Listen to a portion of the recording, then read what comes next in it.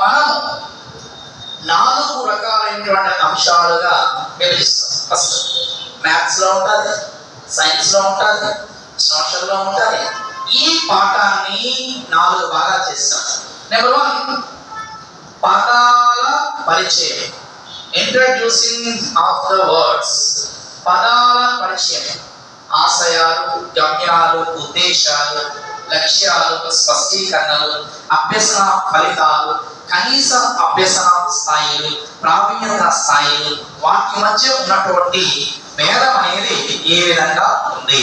శ్రీనివాస రామానుజన్ పాఠ్యాంశాన్ని విన్న విద్యార్థి ఆయన చిత్రపటాన్ని సేకరించి బులెటిన్ బోర్డుపై ప్రదర్శించాడు. ఈ వాక్యం అనేది దేని తెలుపుతుంది? ఉద్దేశమా, లక్ష్యమా, స్పష్టీకరణ, అభ్యసన, అనుభవమా? ఈ వీటిని ఎక్కడి నుంచి తెచ్చింది కదా డేస్ పెట్టాలి. అంటే ఎవరు ఆశ, ఎవరికైతే ఆ పదాల మీద ఐడియా అనేది ఉంటుందో వాళ్ళు మాత్రం ఆశ్చర్యం.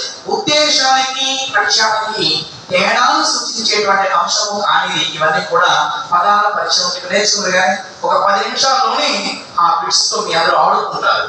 రేపటి నుంచి ఆ బిట్స్ మీతో ఆడుకుంటాయి. ఇక రెండోది వర్గీకరణ.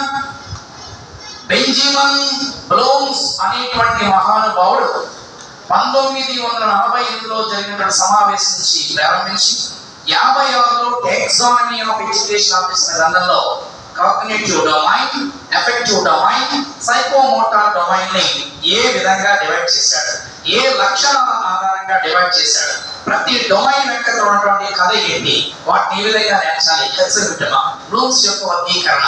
మూడవది ఒక స్పష్టీకరణ ఇస్తాడు, లక్ష్యం అడుగుతాడు. డైరెక్ట్ స్పష్టీకరణ ఇస్తాడు, లక్ష్యం అడుగుతాడు.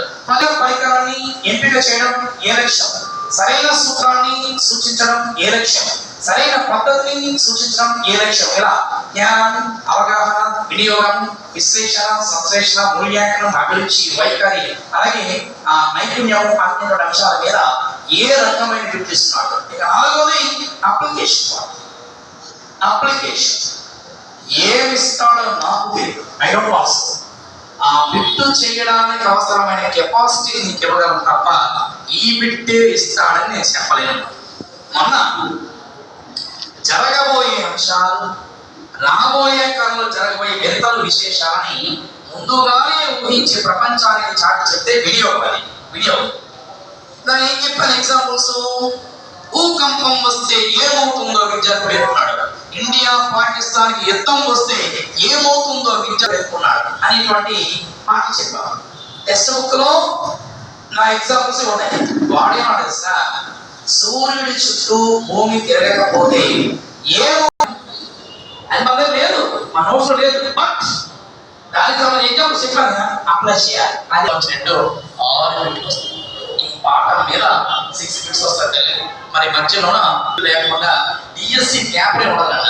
ఇప్పుడు ఈ లక్ష్యాల మీద ఎవరికైతే ఐడియా ఉంటుందో వీళ్ళు విద్యా ప్రమాణాలు పనులు తెచ్చినట్లు ఏడుండవు. ఇది ఐడియా లేకపోతే అయిపోతా. సరేనా? మరి ఏదేదో మాట్లాడేశాను, సిలబస్ రాసేసాను, ఎలాగ చెప్పాను.